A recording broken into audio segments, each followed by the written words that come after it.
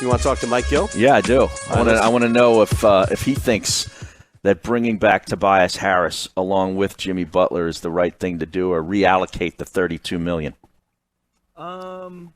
You sound like Kawhi Leonard, unprepared to jump in on whether or not you're going to come back next year. You didn't have my mic on. What do you want me to do? Oh, boy. Boy, this is a well-oiled machine today. Yeah, I'll tell you what. Well, after listening to the last hour, I would be not paying attention either. Wow. Yeah. Now you know how we feel from 2 to 6. Yeah, well. Good Lord.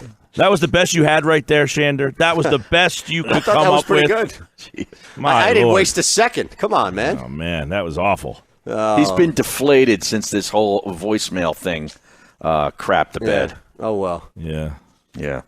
But please tell us about the Sixers. And I'm kind of torn on Harris. I think because his age, he's a young guy still. People forget that he's like 27 years old, so he's almost got a higher, potential bring back than Butler does, who's going to be like, I'm torn, seeing that Paul contract making $44 million at his 35 and 36-year-old year. That's going to be Jimmy Butler.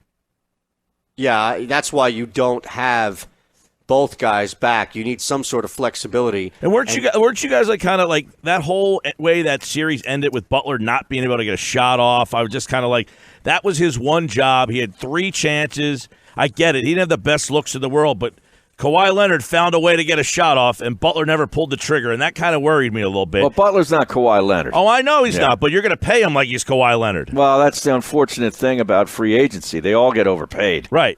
But the alternative is, I don't know if you reallocate the money, I don't know that you're going to get a player of equal or better value, so you're kind of stuck between a rock and a hard place. I'm interested to see if the Sixers could have got involved in that Conley deal. He's got 2 years left at $60 million. I might have been interested in that. Interested in what? Conley. If I could have got in on that Conley deal. You want Mike Conley playing here? I'd rather have him for 2 years rather than Butler for 5. All right, I'm out of here. You handle and this. Then you'd rather have ball dominant Mike Conley, who can't play the 2 guard. Who cannot play anything else but the point guard. You have to put Ben at the 4. And now you're going to do in one offseason change Ben Simmons entirely and be even more frustrated next year when it takes an entire season for him to get fully acclimated at the 4. And also you're taking the ball out of his hands to create. You'd rather have Dario Saric at the 4 than Ben Simmons at this point.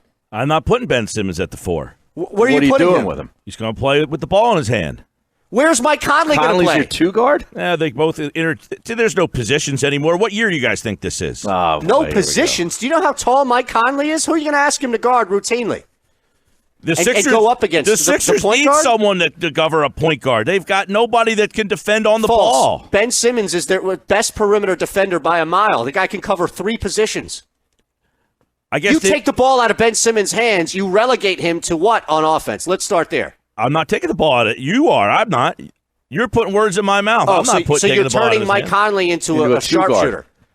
They're just interchangeable. They're 2 guys with the ball in their hand in the backcourt. One guy has the ball in his hand at one point, and then the other guy has it in his hand at the other point. What are the other guys? I'm curious. What are the other guys doing when the ball's not in their hands? Like Ben Simmons. Positionless basketball. Yeah, right. That's right.